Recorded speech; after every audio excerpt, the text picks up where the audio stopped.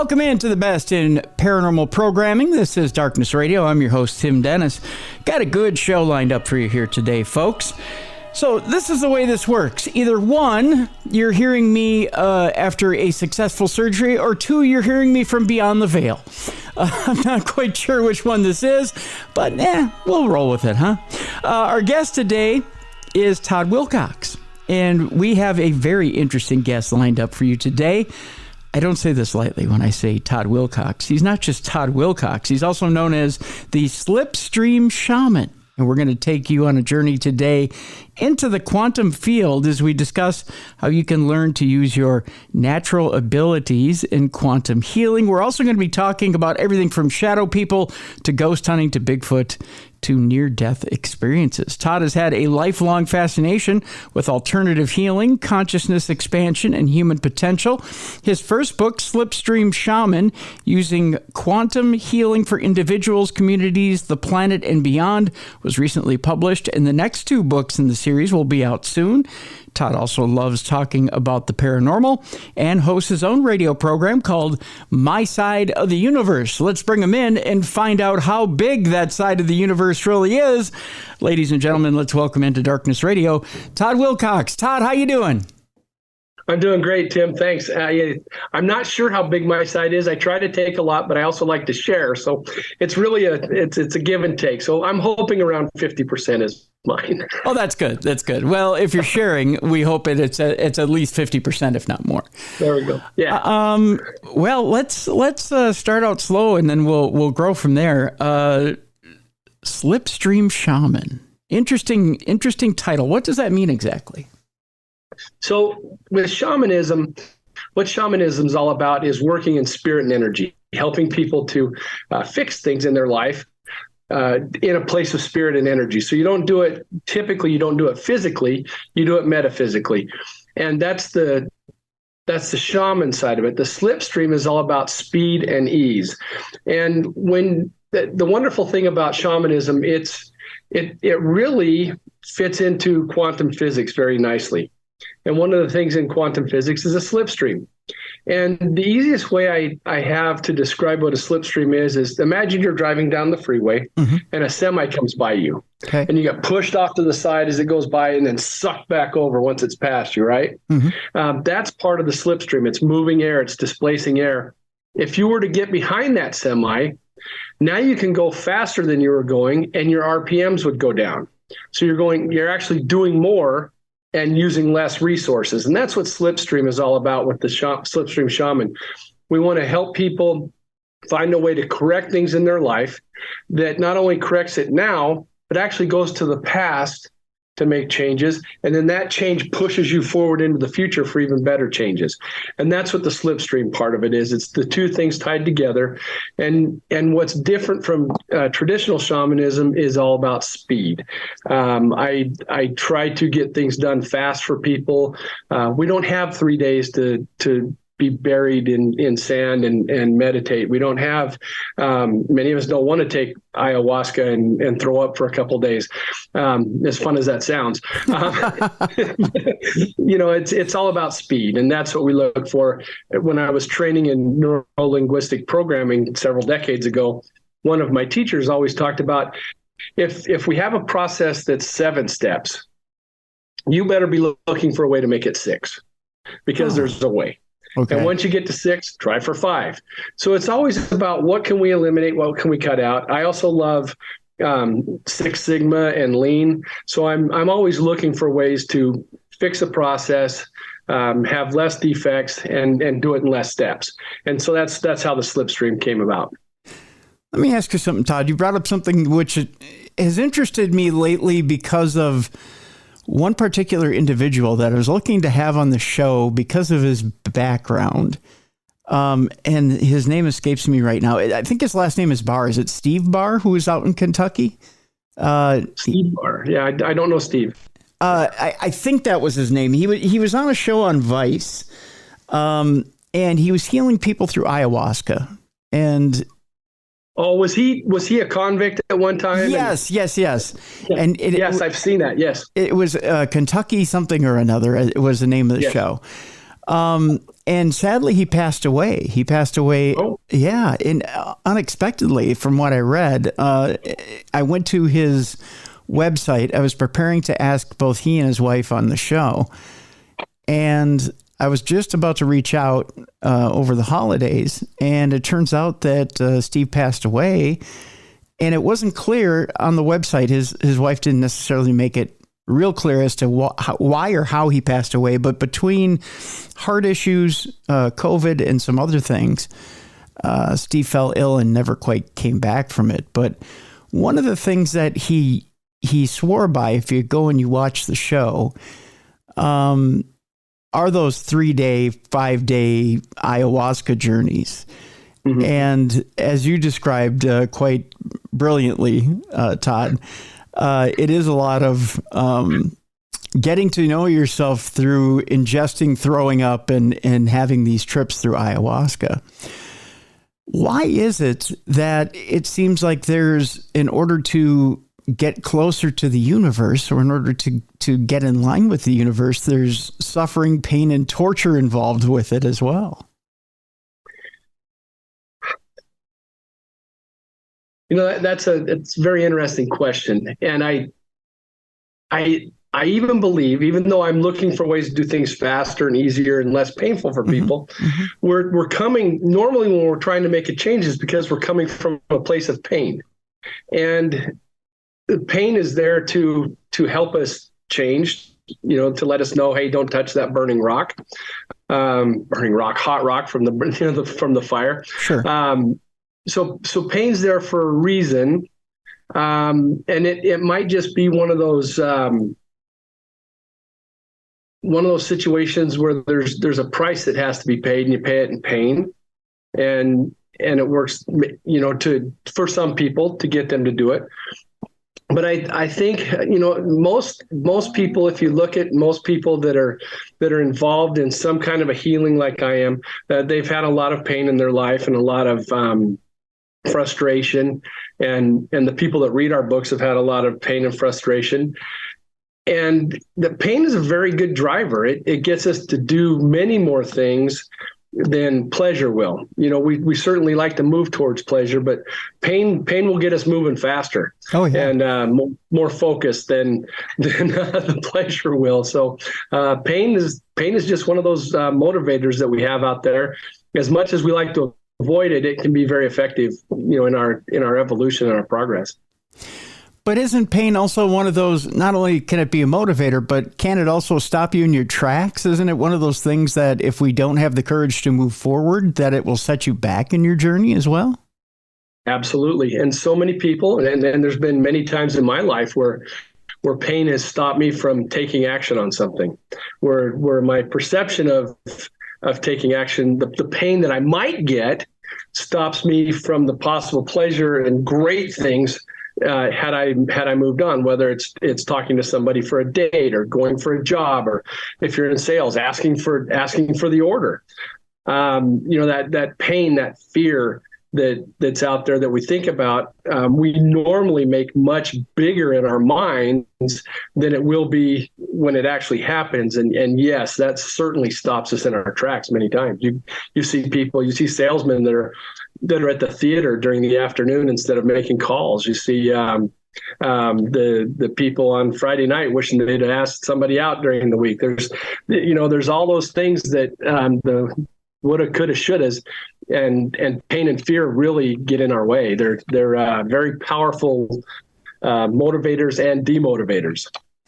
One of the things that confuses me, I guess, a little bit, Todd, and as long as I have you here, let me ask you about it. When they talk about ayahuasca, they talk specifically, Steve and his group were talking about Mother Eye, I don't think they referred to it as Mother Earth. They would say Mother Eye was with them as they were using ayahuasca, or essentially the spirit behind ayahuasca was there with them and mm-hmm. guiding the journey. Do you believe so much that it is the product you're using that is driving the experience, that's allowing you to have your metaphysical journey in order to heal thyself, so to speak? Or is it really would this spirit eventually guide you to your through your journey on a longer trip had you not used the psychedelic medication to begin with? Yeah, beautiful question. And I think that we can access those same things through meditation, through practice, through intention, that we don't need to go that way. I have not tried ayahuasca, so I can't really tell you, if I would have had a big breakthrough. But I can tell you that the things that I've changed in my life, the things that I've helped other people change, whether it's physical, emotional, mental changes, we didn't need to use that. But through working with our energy and spirit and energy, we were able to make those changes. So I think it's certainly a tool that can be used, but I don't know if it's I truly don't believe you have to use it. I think we're having great breakthroughs, great journeys, great discoveries through meditation and through working with energy. Very interesting indeed. Let's move forward a little bit, and I want to talk a little bit about your beginnings and what got you into this type of energy work, and we'll move forward. What kind of tickled your fancy when it came to dealing with the metaphysical, and what got you started with the metaphysical, and what kind of opened that door for you? Sure. So as a little kid, and I don't know if I was just born this way. I don't know if it was the plan for me as I was, getting ready to come to the earth, but I have always been fascinated with things that are a little bit different. As a little kid, I loved science fiction and monster movies. I'd sneak out and watch the Friday night and Saturday night monster movies while my parents fell asleep. And I'm 4 years old watching these things and just loving it. Anything with voodoo or witch doctors, things like that, I was fascinated about how something like that could work. And so the start, I don't know where that kernel came from, but it was at a very young age. I've always wanted to know more about these things. Where this whole thing started, with the book and me helping people, it really boils down to my purpose, which is to help. And I'll tell you about how I found that. Okay. Just two simple words, to help. And then the way it all came about was I was in a paranormal team. And when you're doing different paranormal investigations, you run into other teams all the time. Mm-hmm. When you're in investigations, when you're at conventions, when you're doing different things, and you get to know the other people doing it. And I get a call one day from another group that they're wanting to put a new group together that would have representatives, one or two representatives from many of the local groups that would get together and be a group that went in and helped people when nobody else could. There was a haunting that they couldn't make better. Somebody may think they're possessed, whatever the case is. Mm-hmm. And we would go in and help. And I said, that's great. But, the teams that aren't helping them are us. It's everybody that we're taking for this team. Their teams are the ones that aren't helping. And so we need to find ways to help. And we looked at a number of different things, but the one that really took off for me was they brought a shaman in to teach us how to use our energy to create protection around us and to put it around the people and homes and those things that we were going to go to. And during the training, it was frustrating for me. The shaman was teaching us how to find our energy, and she was teaching us you're going to find it between your palms, and she's describing it, and she's describing it's red and it's hot and it looks like this. Well, mine was about the color of this shirt, and it was cool. Okay. It was very different than what she was describing. And she just kept going on and on and on about how it has to be. And she was describing her experience, trying to force that on us. And it wasn't working for me. And so I kind of disengaged. I listened to what she was teaching because I thought the process would work, but the way she was presenting it wouldn't work for me. And one of the things that I bring up many times in the book is, as you're going through this, as you're learning to do the things that I do, if something doesn't quite ring true, if it doesn't resonate with you, it's okay to adjust it until it does, because it's got to fit you. It's just like one of my favorite movies, A River Runs Through It. Mm-hmm. The dad's teaching the boys how to fly fish. Yep. And he's got a metronome out, and it's doing its thing. And he says, that's the rhythm you do. That's the rhythm you do. And he's making them do it over and over. And then when they get older, they're fishing, and the younger brother breaks away with his own rhythm. catches a huge fish, and they just rejoice that he's his own man, and he's come about, and he's evolved. And that's what this is all about. Find your way. I'm giving you a blueprint to use, but it's okay if what you end up with is a little different. Don't be afraid of that at all. So through this lady, I learned how to find my energy. I found, and I started just messing with it for protection. I put it on me for protection, put it around my car. Went to the homes that we were working on, and I would just expand it through the home and push out anything that was there. I would put my energy around those people. And as I started doing this and getting success with it, I started spending more and more time with my energy. One day, as I was doing it, all of a sudden I was in a new place. I wasn't sitting in my front room. I was in a place that I now call my quantum room. And what it looked like, and it's evolved since then, what it looked like at the time was just mist, just dark mist kind of undulating around me. It was like being in the middle of a thunderstorm, in a cloud, in a thunderstorm is what it looked like. It was just dark kind of mist moving around.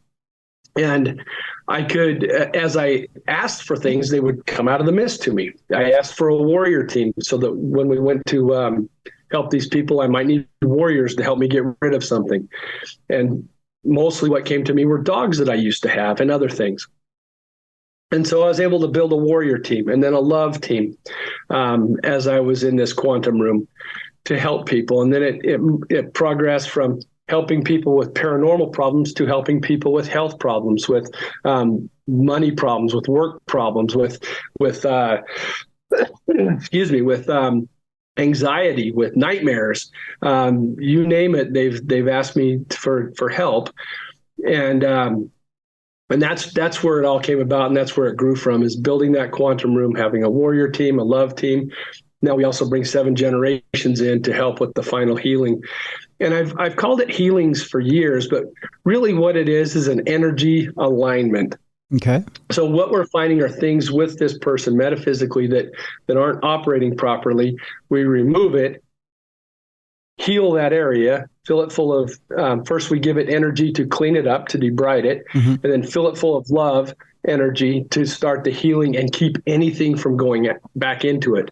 We know that nature abhors a vacuum. Yep. And we want to make sure that whatever we take out, we put something else in so that nothing bad comes back in. Interesting. You know, this quantum room almost sounds like a portal to pure energy that you're using to work with. Is that an accurate description, but on a quantum level? I think that's a perfect description. Okay. And as people are using this, and I'm getting feedback from people, wonderful quantum rooms. One lady's on a pond, and she walks down some steps, and she's at a pond. Sometimes she floats in it. Sometimes she puts her feet in it. Sometimes she just looks at it. Hers sounds fantastic. Several people are in space. One's on the moon. Some are underwater. Some are just in the woods. One guy's in his favorite car that he had, just sitting in his car. It can be anything they want. Mine wasn't something that I consciously developed. And I think as people are using this process, they have more input on what their room's going to be. Mine just came about organically because I didn't know about it. But what mine started out is just that dark place with mist that different people would come to me. And then a part of it opened up so I could walk through it to a field, this beautiful field with some breeze and that. It was really nice to be at. But about a month ago, it changed again. And now I'm somewhere deep space with pure energy. I can see energy streams going through space, going by me, and I can actually float through them. I can see minute particles that are all through space. It looks like it's empty, but it's actually full of things. So these things can change over time. I would assume change is good and growth, that I'm getting to a better and better place to do this, but you never know. You just keep going and having fun with it. So I'm loving what it's evolved into, and being in deep space is beautiful. Seeing the stars, seeing the energy, all the things. I didn't know that there was that kind of energy moving through space, and it's really a beautiful place to be. I bet it is. Although, there'd be 1,000 questions on my end as far as, am I stepping into a radiation belt? Am I stepping into something that, that potentially could cause me harm? Is there anything when in your quantum room that you fear or something that you think could potentially do you harm? So, yeah, let me tell you, mostly what we find with people, and this is going to be about 95% of the time, what we find are things that I call a companion. It started out as something that was there for a positive reason. It had a positive intent when it started. So picture being maybe you're 5 years old and you hurt your arm. So I see some wrestling stuff behind you. And you know how the wrestlers have stuff on their arms? Yeah. And so maybe you put a belt or a rope around your arm to make that bicep feel better. Mm-hmm. Well, that's great today. What if you leave it? Is it going to be helping you in a month? What about a year? What about 10 years? And that's what companions are. They help you now, but as you grow and develop, they can be holding you back. They can be pulling you sideways. They can be keeping you from doing the things you want to do. They can turn into something fearful. And so we remove those and we release their energy back to be something positive again. So we remove them from the person and release that energy back out into the universe where they can go and be happy. These things are a positive. They started with positive intent. They're now hurting us. The next thing's a parasite. And I believe those started as something negative. And I want to talk to everybody right now about road rage. Sure, go ahead. Please do. I think road rage is causing a lot of parasites. And I'm glad you're talking about this because I'm gonna admit something right here to my listening audience. And I'm not proud of this, but I'm quick to anger on the road. I don't do anything about it. I don't run people off the road, but right. I've got a very short fuse when it comes to what I think is the idiocy of others. Yes. And Tim, we're kindred spirits. Okay. I just know they're doing it on purpose. Mm-hmm. And yes. What I did was, so I did a polymedella, which is a many healing. And what it's designed to do is find something that a lot of people suffer from and do a healing or an alignment on that and make it better. I knew I had a problem with road rage, so I did it as the subject. But I broadcasted it out to a lot of people. And I did this about 3 months ago. And what I can tell you is my drives are 1,000 times more pleasant. I'm not looking for people that, I still know I can, through experience, I know who's going to cut me off. I know who's going to do something obnoxious, but I just let it go. And it's changed everything for me. My second book is about trauma release, and that full polymedella is going to be in there. And I probably need to do a YouTube video and just read about it so that people can start feeling that energy and start releasing that negative from the road rage. Because honestly, if I talk to 1,000 people, 997 of them are going to go, oh man, I have the same thing. And so you can imagine what we're all yelling at everybody in the car. Not all of us are taking it to running somebody off the road or anything, right. But we're all at least yelling in our mind at the people around us. So that's my way of giving back to the world, and hopefully we'll make it a better place, is changing that. So less negative energy is going out and becoming parasites and drawing people's energy. So about 4%, 4.5% of the things we find are parasites. We remove those, we give them cleansing energy, give them love. Most of those change into something good. Some just disappear, but most change back to something good. The final thing, and I've only run into 3 of these, and I've literally done hundreds and hundreds of these healings. And only 3 times have I run into these things that I call an otherworldly. And so, yes, there are things that scare me. The thing that I found most recently is this entity that appears to be like the size of a sun, with billions of tentacles coming off of it, attaching to people and sucking their energy. And as we remove these tentacles from people so they can heal, many times it's a heart problem. And when we remove this, the heart problem gets better. But I don't know how I'm going to deal with this thing because it's a whopper. So that's something that in the future, and it may be a deal where 5 years from now, when there's hundreds and thousands of people practicing this, we can all get together and work on this at once. But if you're okay with it, I'd like to tell a story about about the first thing I ran into that scared me. Yeah, please.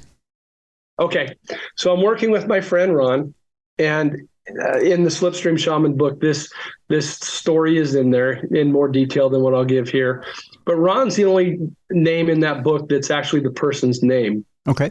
Ron has been abducted by aliens multiple times. He has seen Bigfoot. He goes on ghost hunts all the time.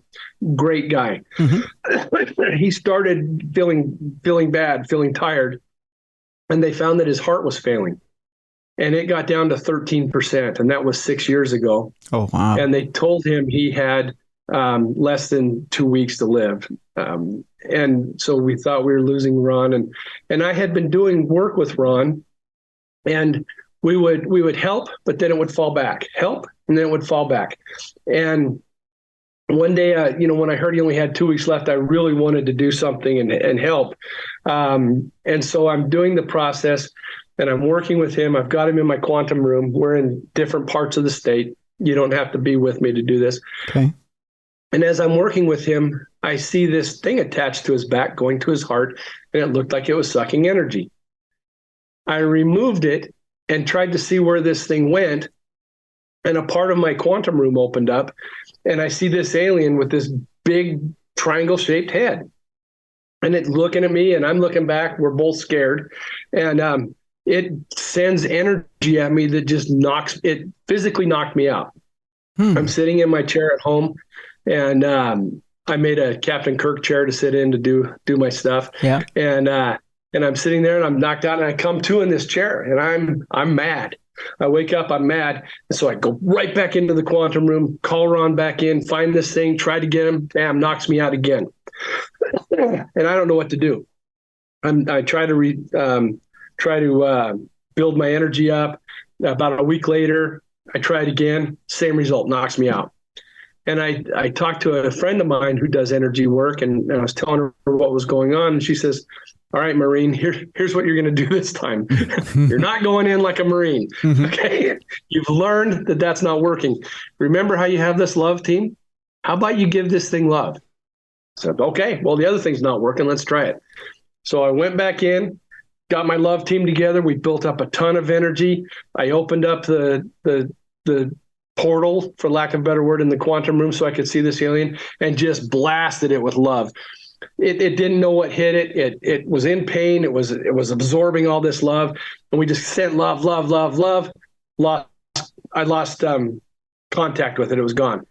Huh. Ron was okay for about 6 months, and his heart didn't get any worse. Got a little bit better, and then it started getting bad again. And I knew that this thing was back. I knew that the love had stopped it, but it was back. And so I went into the quantum room, asked my highest level guides to help me with things. And I've got different levels of guides. I've got my highest group. They are all things that aren't of this planet. They don't look anything like us. They don't behave anything like us. In fact, there's 3 of them. I can only see one clearly. The other 2 are out of phase. So I know there's a shape there. And one, it's just changing shapes all the time. So I know it's kind of bird-like. The other one, I really don't know what it looks like, but they're all there to help. And I asked these things, what can I do to help Ron? How do I help Ron? Mm-hmm. And they had me sit down. The 4 of us were in the quantum room. And as I'm sitting, they're talking to me, and there was some singing and different tones going on.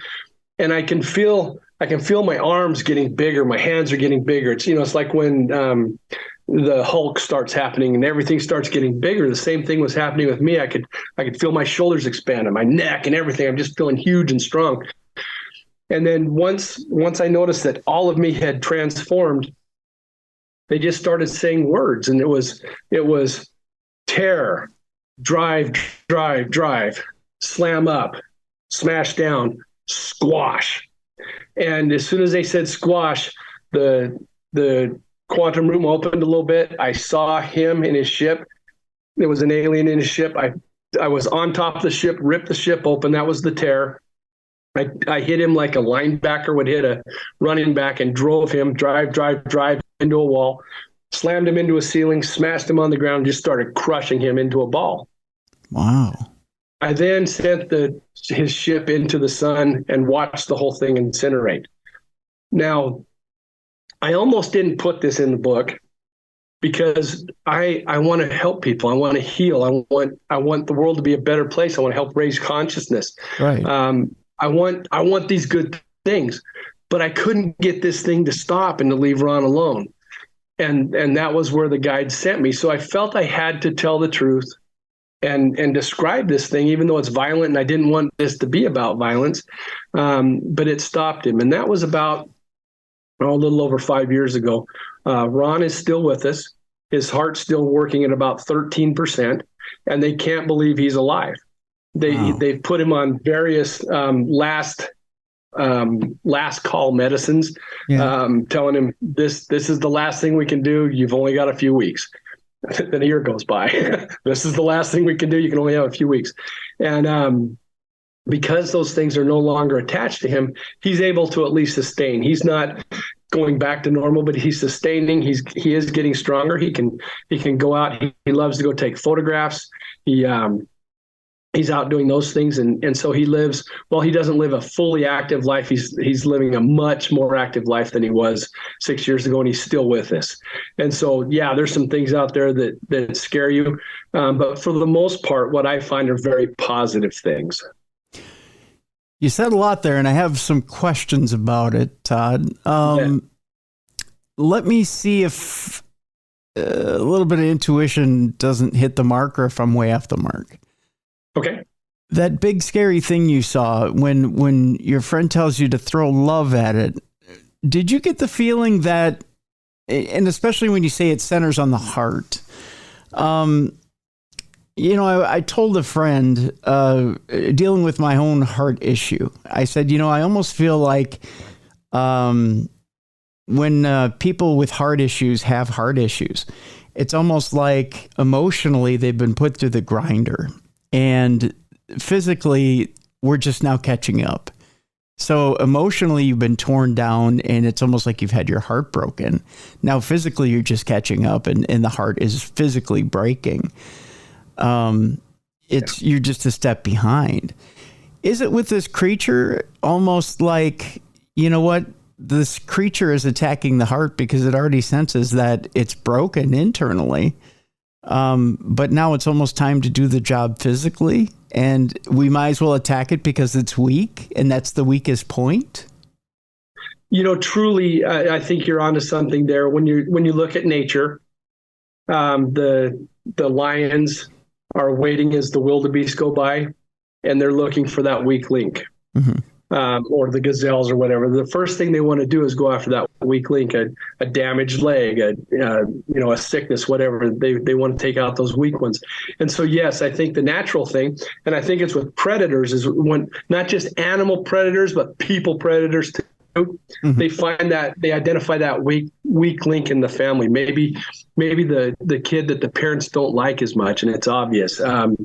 Maybe the one with the low self-confidence, and they identify those individuals and they go after them. So yes, I do agree that these things look for a weakness, and when you have even a small weakness, it goes after it. And the heart really centers around so many emotions. People actually die of a broken heart, mm-hmm. From being so upset. So yeah, I think so. I think these things look for weakness, and they go after it.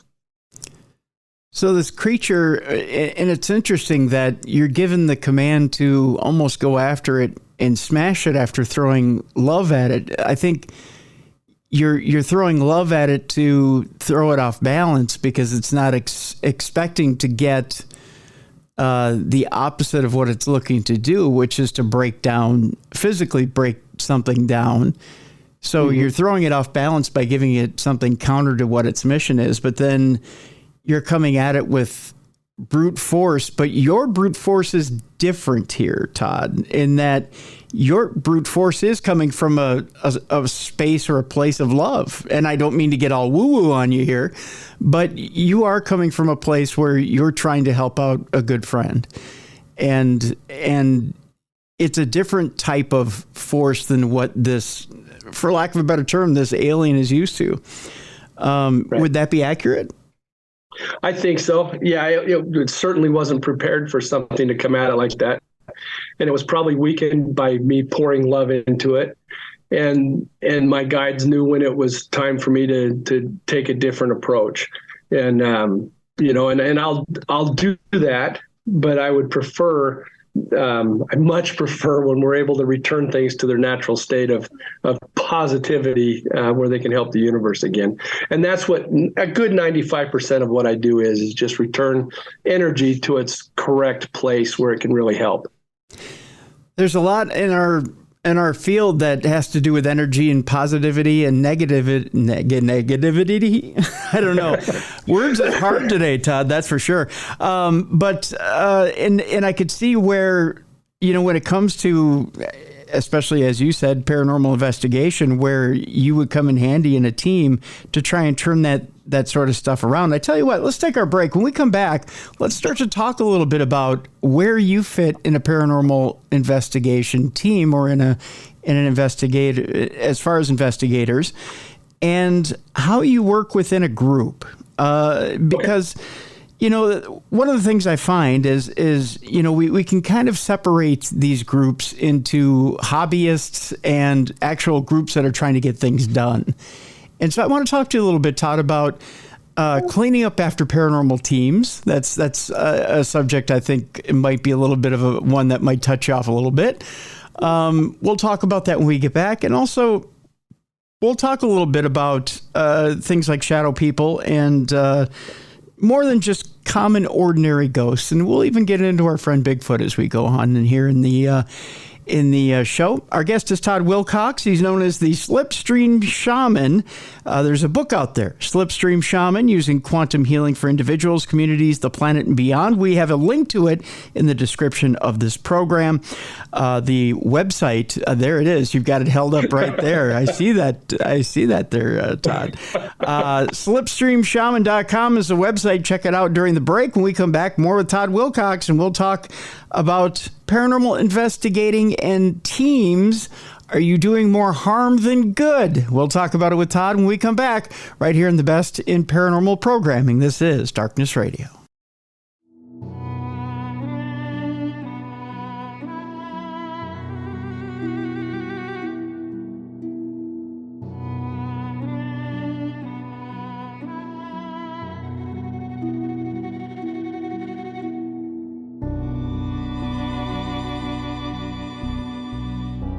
Welcome back to the Best in Paranormal Programming. This is Darkness Radio. I'm your host, Tim Dennis. Our guest is Todd Wilcox. He is the Slipstream Shaman.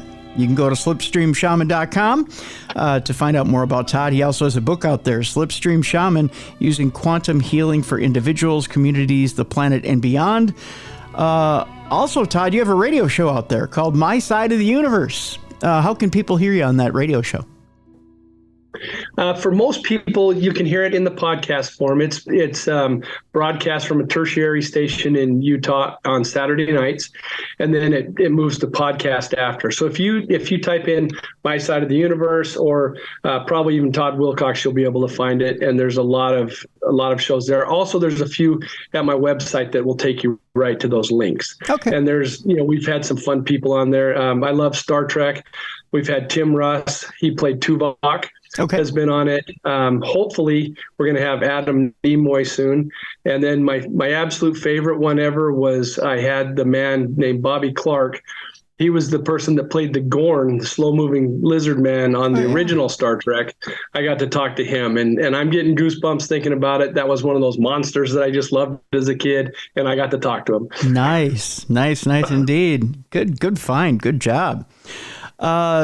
Yeah, I had it, and gosh, it was probably how many years ago now? I want to say it was 95. Gosh, it was almost 30 years ago now. I was working at Starlog in the Mall of America, and we had a Star Trek room to our store. So you would go into the store, and then in the back of Starlog, there was an actual room, and it was all autographed Star Trek plaques. And you had standees. And I think that room alone was probably worth, it had to be a good $50,000 to $75,000 at the time, in 1995 dollars. Yeah, and man, I tell you, you want to talk about You want to talk about a room you could just hang out in, and it looked like a regular holodeck, the inside of a holodeck. Yeah, that was turned off, of course. Yeah. So yeah, it was a cool room, that's for sure. And then of course you get people. You'd have the prices on the plaque. So you'd have a 2 plaque. You'd have Kirkensbach. And so each one would be signed. So you'd have Shatner and Nimoy. Okay, so you'd have their autographs. And of course, the price is plainly put out there. At that time, that's probably a double plaque. At that time in '95, it was probably going for, I don't know, anywhere from $1,000 to $1,500, right? So someone would come up and go, "How much for the plaque?" And it's right there on the, just right there, Todd. You'd say, "Well, it says there on the plaque, $1,500." Oh, yeah. Okay. You don't have to be smart about it.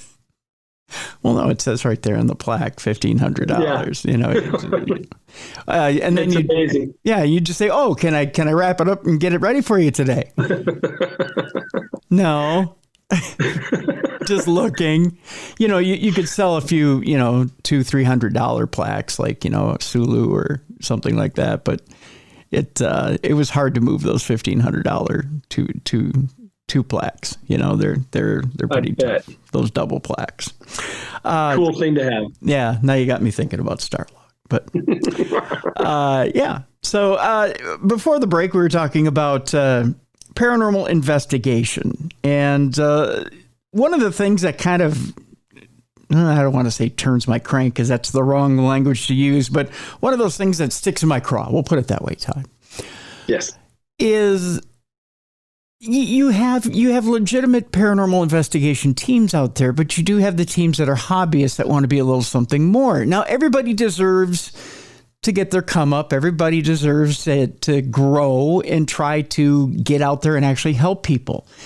And I don't disparage you if you want to help people. I get that. But there is such a thing as finding people who have been trained to help and following in their footsteps. But there are people that get out there too soon. They're a little too ambitious, and they do more harm than good.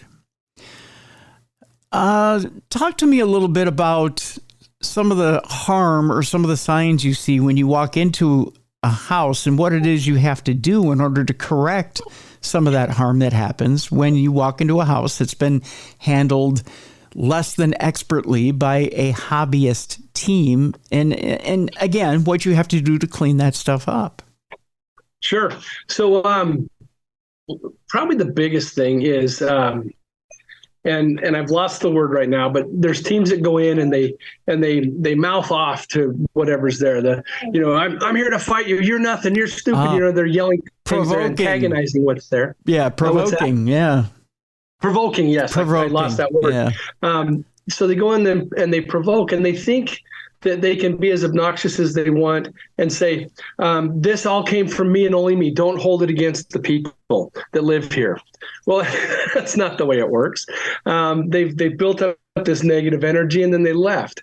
And the provoking is really just things that people do to for viewers, to get people to watch them on TV, to get that excitement, to get that adrenaline. They want the adrenaline junkies to be involved in it. And we also, when we deal with that, now you've got something that maybe was running at a 5, scaring people. Now it's at a 7 or an 8. So you have to deal with that energy, and you also have to work with the people and help them understand that is not the way to do things, and that we talk to these things, we work with these things just like we would want to be treated. Mm-hmm. And so sometimes you have to retrain the people that live in the house. They think after watching these people do the provoking and do the different things that it's okay to do that. And it's not. It's escalating, and you want to de-escalate. So you have to train the people that live there to stop it, and let them know that if they do get another group in, don't let them do those kind of things. We're here to release energy, to de-escalate, and to make things better. And so, there's people on my team. I would do the energy stuff. The couple of the girls would be thinking and trying to interact and just get a feel for what's going on. If there was like anxiety in the house, if there was hatred or whatever, if they could pick up on that. And me and another gentleman were looking purely at energy. And the funny thing is, the almost without exception, when we'd go to a house that somebody had really gone in and wound these things up, when we go in and treat things with respect, we got so many EVPs, electronic voice phenomenon, that we would hear that would say, "I love you," and "I love Todd." We have at least 20 EVPs that say, "I love Todd," but we would get a lot of "I love yous" in these houses that had escalated. And when they saw that we were being decent and treating them with respect, their behavior changed. And I can't tell you how many times I have an EVP that says "love" on it, hundreds. And that doesn't sell TV shows. Get Out and things like that sell TV shows. True. And we've had our share of get outs, but so many times we get that love, and my the lady that I started the group with, she always says, "Yeah, it's all about Todd. Everybody loves Todd." That was the running joke, and she was kidding, I think. But we got just tons of love responses. So when you're putting out good energy and you're working with the people to help them and helping them understand not to invite things back in. Yeah. They get that adrenaline rush, and they get a bit of their identity involved too.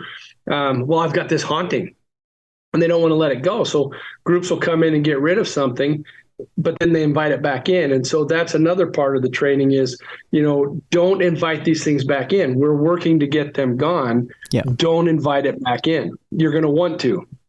And we spend a lot of time on that. So those are the big things is treating things with respect and changing the approach from the group before and really just working with the energy and making it a better place and helping people understand where they fit in everything.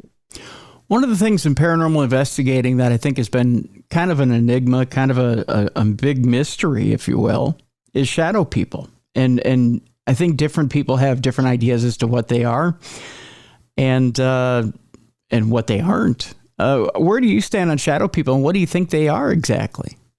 All right. This is one of my favorite topics.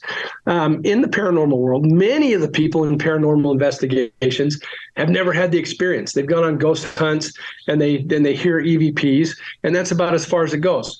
A few have maybe had UFO experiences. A few may have been contacted or abducted. But I'm going to tell you that somewhere between 15 and 25% of the population has seen shadow people at one time in their life. It is shocking when you go in front of a group, and it doesn't matter if it's a business group, it's a paranormal group, or whatever, and you describe, "Hey, have you ever seen this thing? It's about 6 feet tall. It's dark, looks like it has a hat or a helmet on, a long cape or jacket. It has a face, but you can't see it. Have you ever seen that?" You'd be shocked how many people raise their hand. There is a huge amount of people that have seen this thing. It's called shadow people. It's called the Hat Man. I call it the Watching Man because when I've seen it, it just watches. And most of the people I have talked to, and I've talked to hundreds, there's probably going to be a book in the future about it from me. And I've talked to hundreds of people because it fascinates me, but very seldom are they afraid. I've talked, and I've lost track of how many I've talked to. I only know 3 people that have been afraid when they've seen these things and that have seen eyes. And the funny thing is, all 3 of them are retired police officers. And I don't know where the tie-in, if that's just some weird coincidence, but 3 of them have seen these things. 2 saw yellow eyes, 1 saw red eye. And they were all terrified of these things. I've never seen any with eyes. It's just a shadowy face. Yeah. So at first, the first time I remember seeing them, I was in my 30s. That wasn't the first time I saw them, but it's the first time I remembered it. I did some timeline work and realized I'd been seeing these things for a long time. But when I first saw it, I was just really curious, why is this thing watching me? It was watching me stock a plumbing aisle at a hardware store overnight. And that was the only place I saw it, was in that plumbing aisle. And there was no rhyme or reason to the time, but I'd just be working, feel like someone was watching me, look back, there it is. And I got real excited, and I just assumed it was a ghost. And the more I started talking to people, the less I thought it was a ghost, the more I started thinking about it. Since that time, like I said, I've talked to hundreds of people about it, and I did a timeline regression, and I went back to a place where I was about 4, maybe 5 years old. I was in the basement of the house we lived in, and I had one of those horses, plastic horse that you'd get on. It had 2 springs in front, 2 springs in back, and it looked like you were riding a horse. Yeah. And I'd get on that thing and just go nuts. I love the Lone Ranger, and so I'm riding that thing like a maniac, and there was 12 of these things in that basement room watching me. And I didn't think anything of it. It's just, it was no different than having a peanut butter sandwich there with me. Yeah. And I'm just riding this horse as fast as it would go, and there's 12 of them watching me. And then I saw them, in different parts of my life, and I still see them. And it's never for a long time. It's seconds and partial seconds that you see these things. It's very fast, but a lot of people have seen them. And typically they just say, yeah, it was just looking at me. And so I've gone back and forth on what they are. One of the things that leads me to believe that they may be an aspect of us is that, as I was talking to one gentleman, and this is a guy that I knew, and I feel confident in what he's telling me. He said one of the times that he saw this thing, it was standing at the foot of his bed, and he wakes up and he's in sleep paralysis, and it's just standing there staring at him. Then it starts walking through him, through the bed, through him. It gets behind him. So now it's like basically in the wall looking out. And as soon as it was behind him, his perspective changed from him looking up at this thing to being this thing looking down at his body. Oh, and he weird. gets the words that say, "I am you." So it's saying, "I'm you." And he doesn't know if it's like an end of life review, and he's reviewing himself in that moment. He wasn't sure if it's just an older part of him that's time traveling to check on him, but he believes it's some aspect of him, some aspect of his spirit. And I wonder if that could be true. There's thoughts that it's that what we're seeing are people doing remote viewing. They're remote viewing us, and we see them while they do that, and that's what we're seeing. There's thoughts that it's an alien watching us somehow through time, or that it's a time traveler, not even an alien, watching us through time. A lot of different theories. I tend to think that it has some kind of tie-in to us. Even though I've on occasion seen multiple of these things, I think there's a tie-in to each of us where we're watching ourselves from a different place. Really? I want to ask you this question. I've asked this of a few different guests, and I have the weirdest thing happen around shadow people, and our audience is familiar with it. I want to throw it past you. I actually, you're going to think this is funny, Todd. I actually have the ability to drive people or shadow people away from me. Okay. And it's just with a look. That's all it is. It's just staring intently at a shadow person, and it flees from me. It runs. And it's happened all over the United States. It's not just in one particular area. It's happened at Mansfield Reformatory in the administration building, where the staircase separates, and you've got that big staircase that's been featured in Shawshank Redemption. It's happened at Waverly Hills on the 4th floor. I was with Tina Mattingly, the owner of Waverly Hills. It was myself, Chip Coffey, and Tina Mattingly. I told Tina I had never seen a shadow person before. This was the first time I'd ever seen one. And she said, "Oh, come on, honey. I'm going to show you what a shadow person really looks like." And she was going to take me up to go see Big Black, right? And Chip Coffey comes right up behind me. And all of a sudden, before I know it, we're like the Pied Piper. We've got 5 to 10, then 15 people coming along with who claim they'd never seen one either. And it was really supposed to be a private party, but we end up taking these people with us. And Tina goes, there's one right there. And I look at it, and it starts to run. And she goes, come on, y'all. And we start running after the shadow person. And we chased it all over the 4th floor. And she goes, I've never seen a shadow person run before. She goes, come on, let's keep up with it. And we ran after this thing all over. And this was before any of the renovations, the recent renovations they've done. This was probably almost, I want to say it was probably 11, 12 years ago now. And we're running all over that 4th floor until finally it turned and ran into an unfinished like stool and sink combo, where you just saw the stool and the sink. There were no walls around it. It was just 2x4s, and it, boom, ran into it and disappeared. And Tina said, if that ain't the damnedest thing I've ever seen. Right. That's a lot coming from somebody that's in there. Right. That was the first time that had ever happened to me. And then I'll tell you the story from Ohio State here in a second. Ohio State Reformatory. Palmer House in Minnesota.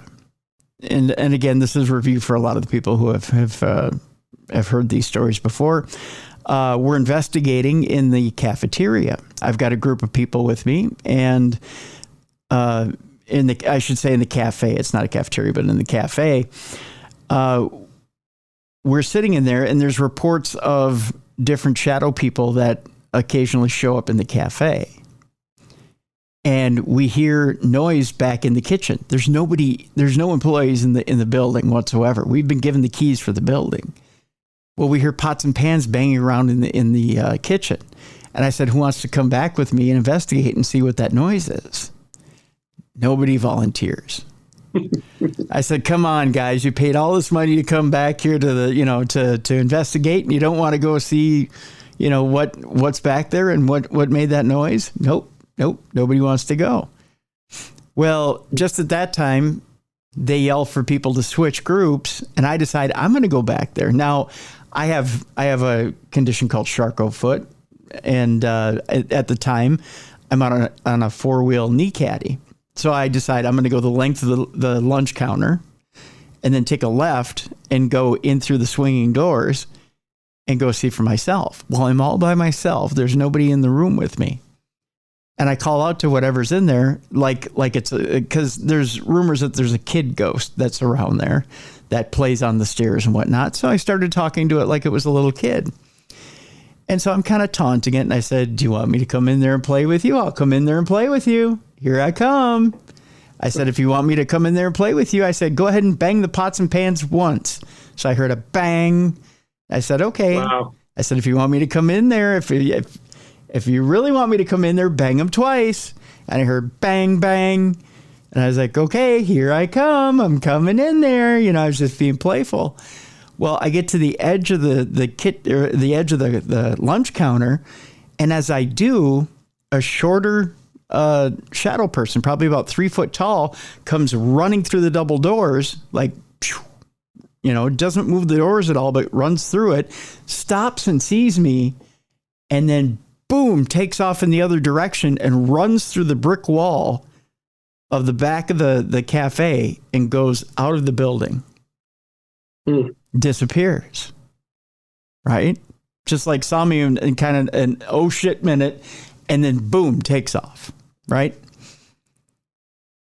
With the Ohio State Reformatory, and I'll let this be the last one. There's plenty of these stories, by the way, Todd. But the last one is an amazing story in that, again, I've got Charcot foot. I'm sitting with the people who can't take the stairs because there's too many stairs. So we're all kind of sitting at the bottom of the stairs, and we're kind of running EVP sessions and doing whatever to see if we can catch anything on recorder. And basically just talking about the, different experiences we've had and haunted experiences. And in this giant picture window in between the two staircases, it's a split level staircase. It's a huge staircase. If you've seen Shawshank Redemption in that administration building. When the moon is full, you can see these shadow people walk back and forth on the staircase, right? It's kind of an eerie sight, but it's kind of cool at the same time. Yeah. So I've got my head down, knowing now that when I look at these things, they run. Okay. But I want people to see these shadow people. So I'm sitting sideways to the staircase. It's off to my left. And I've got my head down and I'm talking to people, and we're just basically talking about the different experiences they've had over the weekend. Somebody says to me, "Hey, Tim, look up there. There's shadow people." I said, "I don't dare." I said, "Just go ahead and enjoy them. Just, tell me what they're doing." "They're walking back and forth, Tim. It's really creepy. You got to see this." I said, "No, I don't. I don't need to see it." I said, "Unless you want to see them run." They were like, "What?" I said, "I can make them run away." They said, "No, you can't. You can't do that." I said, "I can make them run away just by looking at them." They said, "No, you can't." I said, "I'll bet you $5. The one guy goes, "I'll take that bet. $5? Sure." I said, "Okay." So I said, "Get your money out. You ready?" They're like, "Yep." And I looked right up the staircase. I turned to my left and I looked, and it was like roaches scattering with the light on, Todd. They just all took off. And there was probably about 5 of them at the top of the staircase. Wow. And they didn't believe it. They were like, "What the hell just happened? That was weird." I said, "Here, let me put my head back down. I'll show you. I'll prove it. I'll do it again." And so we waited. We probably waited about 20, 30 minutes. And here comes another one. It was probably 1 or 2 more. And I said, "Watch, I'll do it again." I said, "Hold on to your money." So I did it again. I looked up the staircase. Boom, they disappear yet again. I said, "Okay, with that in mind now, I'm going to take my leave so you guys can enjoy the shadow people." And I got up and I left. So with that in mind, I've always been of a mind that shadow people aren't necessarily, because I've heard that description that you've used, that shadow people are us, or maybe they're time travelers, or maybe they're alien nature. I don't tend to think so. I tend to think that they're of a lower spiritual vibration of some sort. Now, I'm not saying that they're malevolent or that they are of evil intent, just that they, although some people will argue that, some people have had very, very bad experiences with shadow people. I'm just saying I think they're of a lower vibration. I don't know what their purpose is, but that they are. Yeah, that's very possible, and what their purpose are, I don't know. That's a wonderful story. I'm really curious what it is about your energy that makes them scatter. I think that's pretty cool. Really something to investigate. Yeah, that's neat. Yeah, I think it's really it's a cool party trick. I know that, but it certainly is. It doesn't help me when I'm investigating. I know that much. Right. Yeah. That's for sure. That's for sure. Want to talk to you a little bit about Bigfoot. Speaking of, is it dangerous or is it friendly? I've heard both sides of that coin. I want to talk to you a little bit about Bigfoot. Do you believe Bigfoot is more of a, as they call the sides? Is it an aper? Is this a creature we're dealing with, or is this an interdimensional traveler? Especially for someone that does reach into a quantum realm and reaches in, pulls energy to heal people. Is this an interdimensional traveler that you've run into as you're healing people from a quantum realm?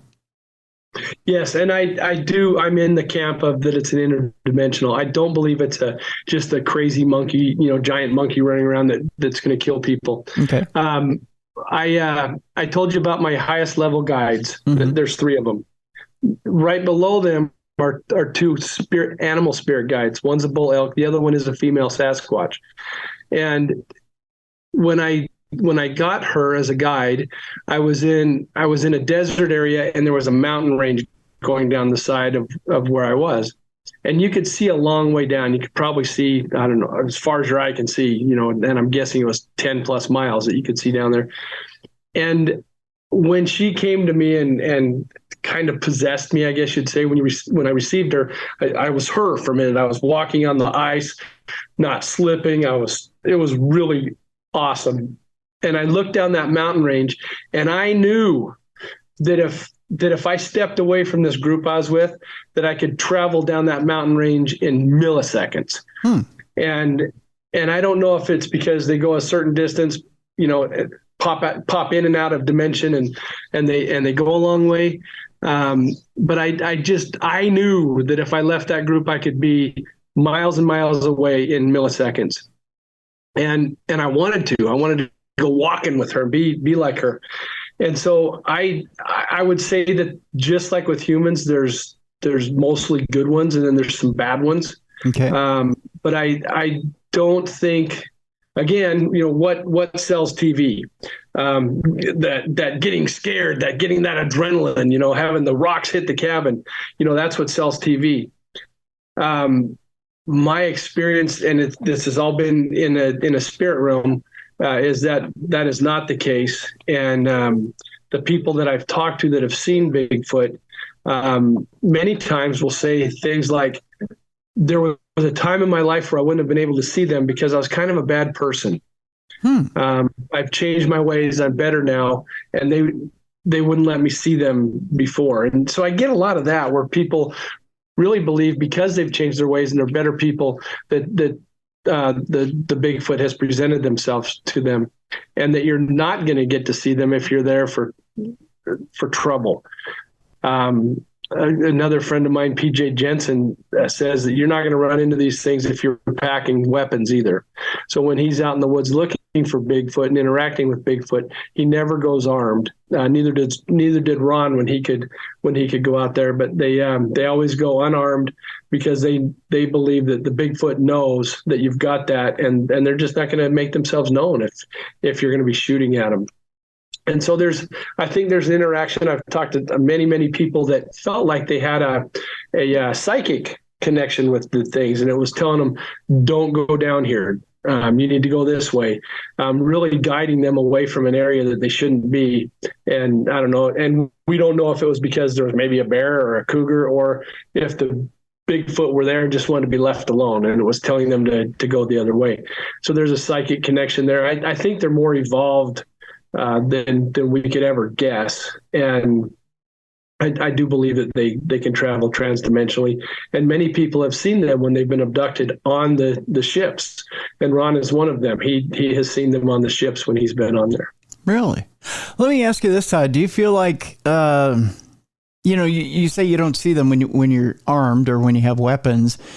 Do you feel like a Bigfoot could be harmed by one of our weapons, or is it just one of those things that's not realistic? They just don't want to deal with the issue. Yeah, I think they could be if accidents happen, they don't get out in time. There's stories of people shooting at Bigfoot and thinking that they hit them, but there's a flash and they find nothing. Okay. And so I don't know if that's just them going dimensional, and leaving a residue where they normally wouldn't because they were going so fast. But yeah, PJ believes that they know if you have a weapon, and they don't let themselves be known if you do. But there are people that have claimed to have shot at them, and there's a guy, I think he's in Washington, that has claimed he shot a juvenile Bigfoot one time, and actually covered it up, and he was going to bring people back to look at it, but he was afraid to go back there because the other ones were there coming after him. So I don't know.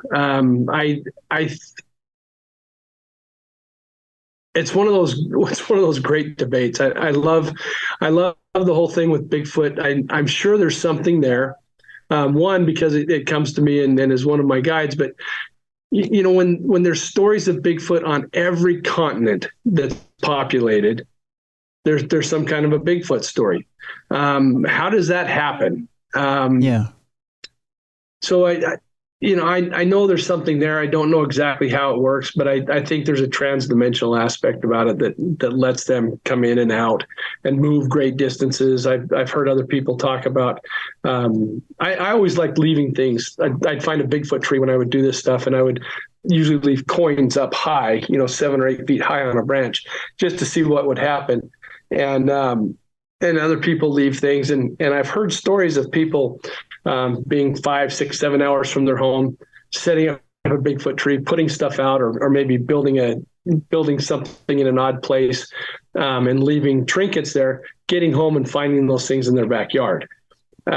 So there's something odd going on, and more than I've been able to find out. And it's one of those great curiosities of mine. I would love to know, and I would love to spend physical time with them. And one of my bucket list items is to interview a Sasquatch for my radio show. You and me both. I mean, if I could get one to talk to me, yeah, I'd do it in a minute. Has your Sasquatch guide ever said what it would take for us as a society to get them to reveal themselves to us? I mean, other than completely becoming a tranquil society and becoming completely peaceful. I mean, is there some sort of medium ground where we could meet where they would decide that they would become more visible? I haven't had that conversation, and I really don't have long conversations with her, but that's something I need to do. She does come to me when I have questions, when I need some help. But I really do need to spend some time in the quantum room with her, just talking, and talking about those things. What will it take? Is there a plan?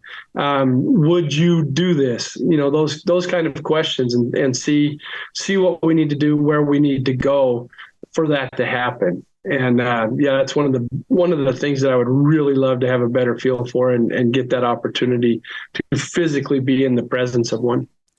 I'm curious. Do you know what exactly Sasquatch eats? I mean, are they vegetarian? Do they eat meat? Do they eat a little of both? Do they?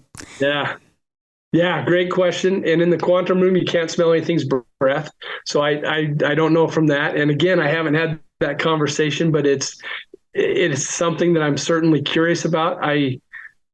My gut feeling is that they're much like us and other and primates and different things that look similar, that they're omnivores, and that will eat vegetable and animal. But yeah, I don't know. That's a really great question, and I haven't investigated that. Okay. There's so many wonderful things to investigate, and that's certainly going to be farther up my list after our conversation. Right on. Let's talk a little bit about near-death experiences. When we had Dr. Scott Taylor on last week, we were talking about shared death experience. I'm curious. One of the questions that I had asked him about is, how do you verify, especially when you have a shared death experience, how do you verify that what you're experiencing is real, that it's a genuine experience? I guess I would ask you this, Todd, how do you know that when you have a near-death experience that what you're seeing is really the other side? How do you know that and even when you're dealing with things in the quantum room, how do you know that what you're seeing is actually what you're dealing with is a genuine entity? How do you verify some of these things? Do you get verifiers from things from the other side, or do you know that, that they're for real? Yeah. As far as verifying near-death experiences, that's a hard one. Now I've had two. The first one was when I was about 6 months old. Would be considered a SIDS. My parents came in. They lived in an apartment that had a stove that had one of those old timers on it. You could set it for 15 minutes and it would go when it would go off. Well, this thing didn't work. They could not get it to work. They would set it. It didn't move, didn't ring, nothing. One night it goes off. They both jump out of bed and run to me. And I was blue. And I was gone, and I was with this female essence energy. She looked like a woman, but not exactly. She looked spirit. And she was holding me, saying, "You should have been mine. You should have been mine. You should have come to me," these kind of things. And then a male presence came over and said, "You have to let him go." And while this was happening, I'm looking at both of them. There was also the traditional tunnel I could see. kind of off in the distance, and it was huge. It was gigantic. And I could see tiny little things on the edge of it. People, animals moving on the edges, up on the top, the bottom, the sides, everywhere on that. And then there was also these things flying through the middle of it.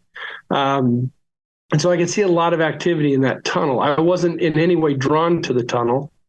But these two things were talking to me.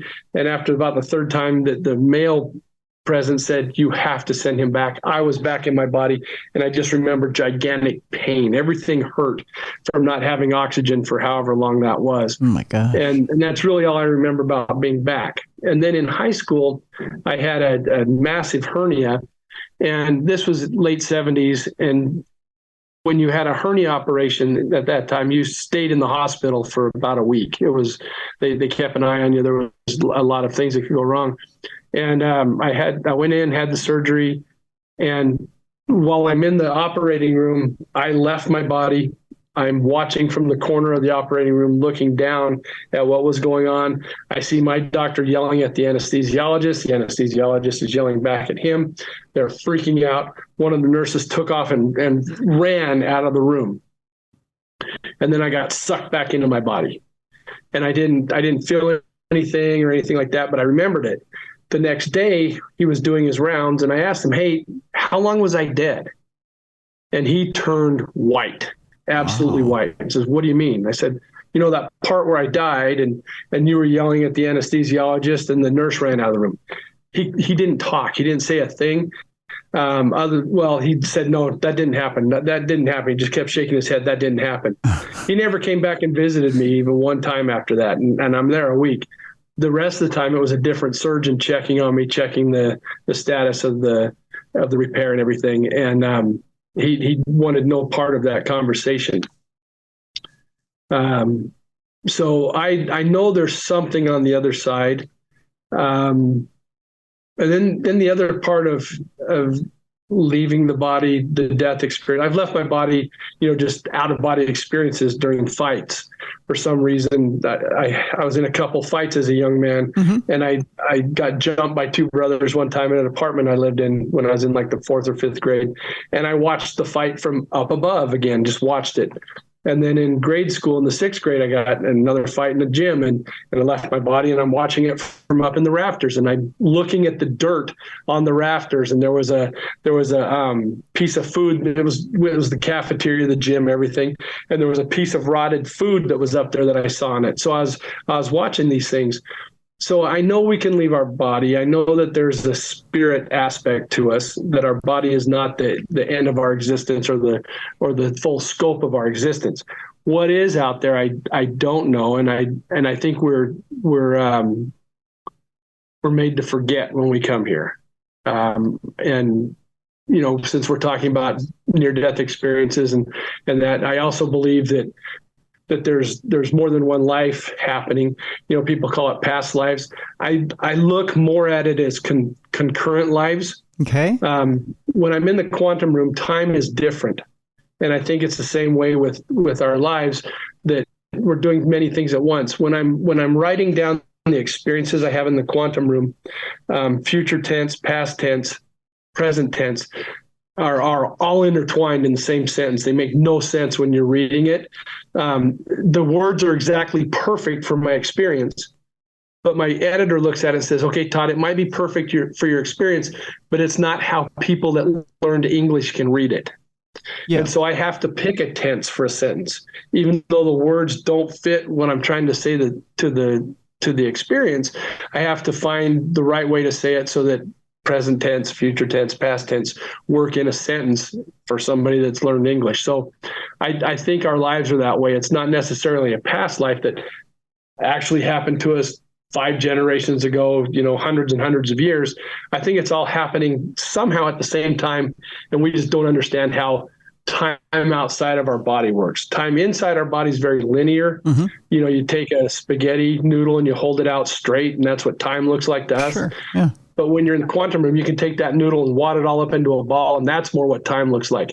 Different times are touching each other, and things are intertwining, intermeshed, and it's just all over the place. And I don't think we have a good grasp on what it really means.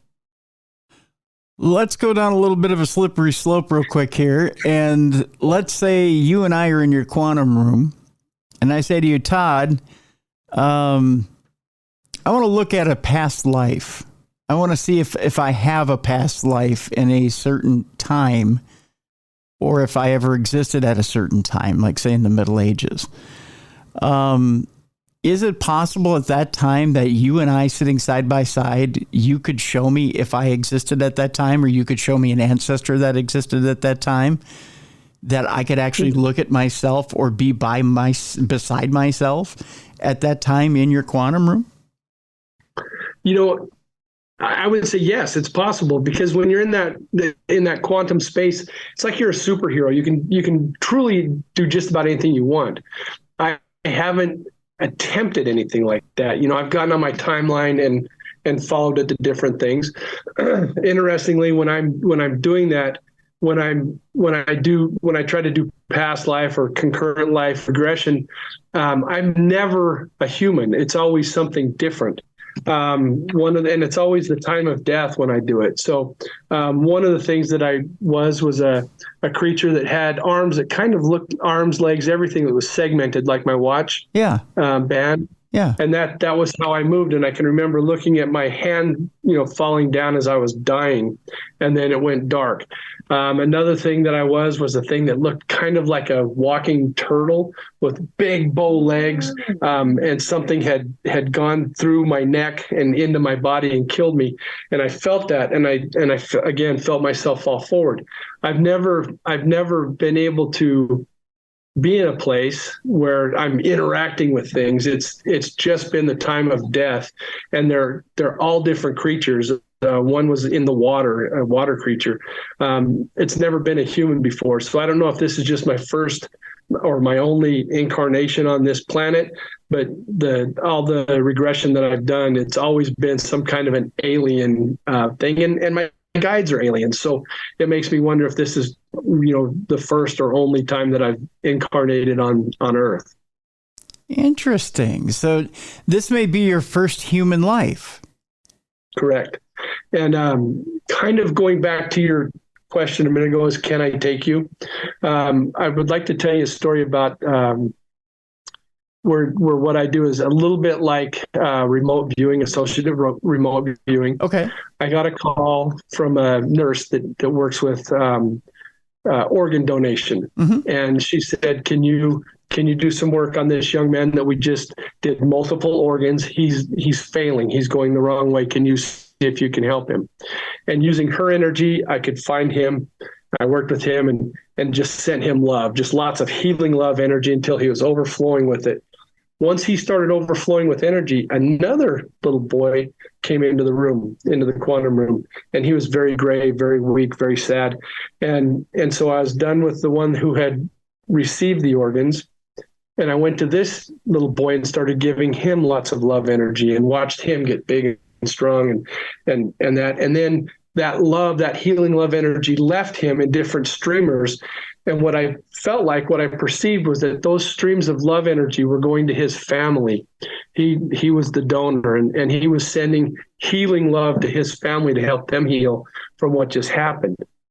And I felt like I needed to know his name. And I asked him, what's your name? And I'm going to say a different thing than what he said so that it stays anonymous. Yeah. But he says, C. And I'm thinking, Cedric, Calvin, Clyde. I'm going through all these C names trying to, and he's, no, C.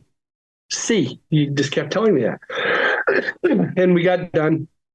He was much better. He had helped his family, and the session ended. The next day I'm talking to the nurse, and I find out that the young boy that received the organs was doing great. He was up moving, would be going home in a couple of days. And then I told her about what happened with the other young boy. I said, I know that you can't really tell me a lot, but I asked his name, and he kept telling me C. I tell her every time I asked him, C. And so I said, can you just say yes if his name's Clyde or Cedric or any of these things? And she started laughing. She says, his name's Cece. So he was telling me his name. I wasn't interpreting it right. Ah, okay. So kind of along what you were asking me about. If you were in the quantum room with me, could we go to these places? It wouldn't surprise me. It's not something I've attempted, but really the sky's the limit, and we're just really starting to investigate this. And I would encourage anybody that's doing this kind of work to try that out and see what happens, and to let us know. Okay. So how does somebody get into something like this? If they were to say, Todd, here's the deal. I want to try to learn to do what you do. I know it's not something I just jump into right away, and all of a sudden I'm right there with you as far as being a slipstream shaman. But how do I start to get into it? What do I do? So that's what my book's all about. The first half of the book is teaching you the processes that I go through and went through to get to this stage, and the things that I do daily, teaching you step by step how to do it. And like I said before, if there's something that's not working right for you, change it a little bit until it does. It's okay. You're not going to hurt my feelings. What will hurt my feelings is if you don't get anything out of it. I want people to get something out of this. So the first half of the book is all about showing you how to do these things. The second half is taking you on the experiences that I've had, so you can see what I've seen, and you can read about what I've seen and get an idea of what goes on from my perspective. The book is set up to read fast. I want you to be able to read through it in 2 to 3 hours. I don't want it to be a book on your shelf that's there to look pretty. I want you to get something out of it. If you want to get on it fast, within 45 minutes, you can start working the processes. You can read through there, have enough to start practicing and start accessing your energy and working on finding your quantum room. In the future, over the next 6 months, I'll be setting up some Zoom training to where we'll actually do it together, maybe 1 to 10 of us at a time, and work on it that way as a training seminar in addition to the books, and just see where it goes. I really love when people take something that I can show them and run with it. I've been a retail manager for decades, mm-hmm. and really the funnest part of my life is when I give a big picture description of something I want done, and then watch how somebody does it. I know how I would do it, and then I watch them do it in such a better way and a faster way. And it makes my heart swell. And that's what I want to see with this. I want to see people learn the processes and just start running with it and really having fun with it and sharing with everybody and creating a community, a real community where we're helping each other grow and we're helping raise the consciousness and raise the vibration of the world. I would love to see us really go to a better place. That's awesome. Have you ever learned anything from somebody that you now have in your repertoire that has stuck with you? Yeah, you pick up stuff all the time. Like that shaman that was frustrating me so much. She actually did teach me how to find my energy. And one of the ladies I work with, when I send energy to people, it looks like a almost like a phaser, from my Star Trek background. Looks like just sending pure energy to them. Hers is this golden light that kind of arches to people and gets on them, and it's like honey, and it slowly goes over them and feeds every part of them. And learning, and then there's other people with different energy going all over the place, very frenetic, and learning from those people that everything is okay. And as we practice it, there's new things to learn, other than just learning how to access my energy, and then taking some of the things that I learned in neuro-linguistic programming and hypnosis, to use for part of it. If I have done that, I've forgotten about it. Mm-hmm. And I know that sounds weird, but when I do these quantum sessions, I have to take notes immediately. I just started using a dictation program on my phone. Okay. If I don't put notes down and I do a session tonight, I won't know it in the morning. I won't remember a thing that I did. My human brain mm-hmm. is strong enough to see it happening, but not strong enough to hold it. I have to have notes. As I read the notes, I can be taken right back into it.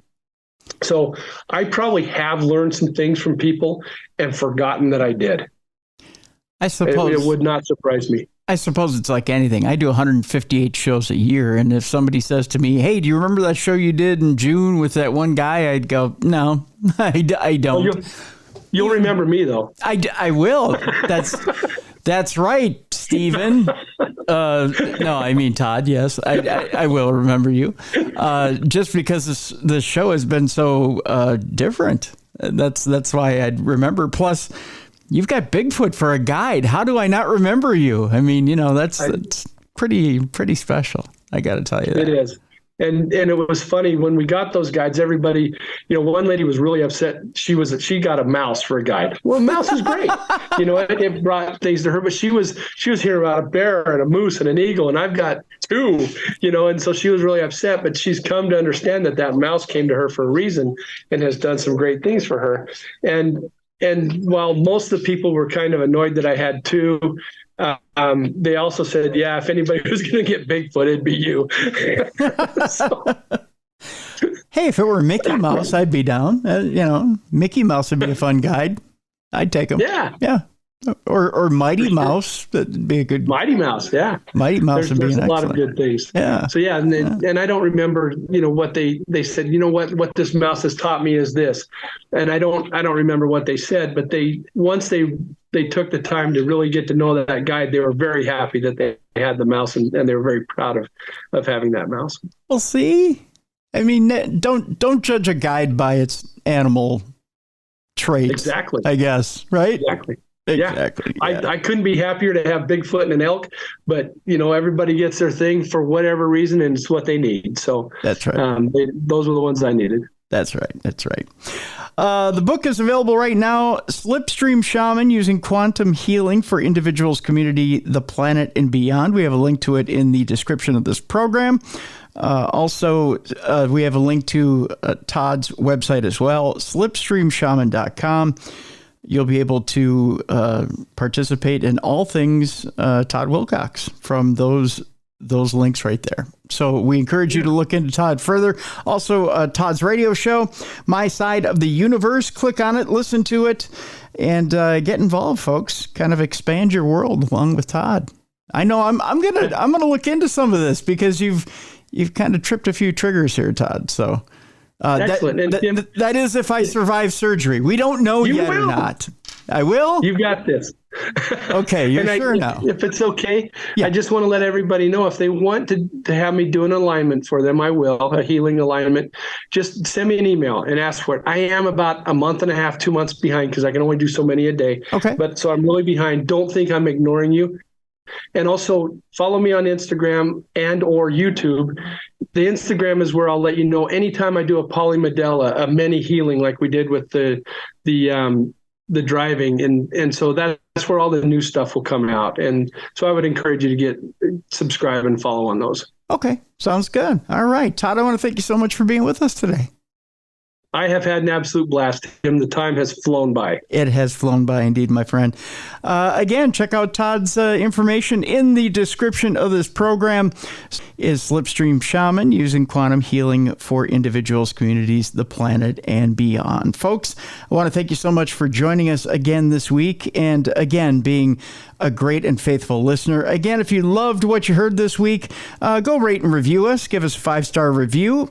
No matter where you've heard us, if you heard us on Spotify or Apple Podcasts, wherever you've heard us, iHeartRadio, or any of the great outlets where you've heard our podcast. Want to thank our sponsors this week. Want to thank HelloFresh. Want to thank Blue Chew. Want to thank Microdose Gummies. Again, if you enjoy our sponsors or you enjoy the show, be sure to patronize our sponsors. Go out and support our sponsors. They believe in us enough to put their money where their mouth is, and where my mouth is. I don't want to tell you where my mouth is. That probably isn't an appropriate thing to say on air. But be sure to patronize our sponsors because they're supporting the show and putting their money forth to keep the show going. And so we'd appreciate it if you let them know and give them a little love and let them know that you appreciate them being there for us as well. And again, one more time, folks, I want to tell you how much I love and appreciate each and every one of you for tuning in every week and letting us know by email, by voice note, by going to darknessradioshow.com and letting us know just how much you love and appreciate the show and the different topics that we bring to you each week. Folks, one more thing before we let you go. Again, it's wintertime. It's cold out there. Be sure to leave this place a little better than what you found it. If you have a chance this weekend, do a little something for your fellow neighbor. Maybe somebody's out there needs a coat, a hat, or something to get them through the winter, a blanket. Maybe you can provide that for them. Or maybe somebody just needs help shoveling their driveway. Maybe it snowed and you've got somebody out there who's disabled and needs a little help. Do something for your neighbor out there or a friend out there that needs a little bit of help. Let's leave this place a little bit better than what we found it. Do it for your buddies here at Darkness Radio. Again, thanks for another great week of shows. We'll work hard to bring you another great week of shows next week right here on the Best in Paranormal Podcasting. This is Darkness Radio.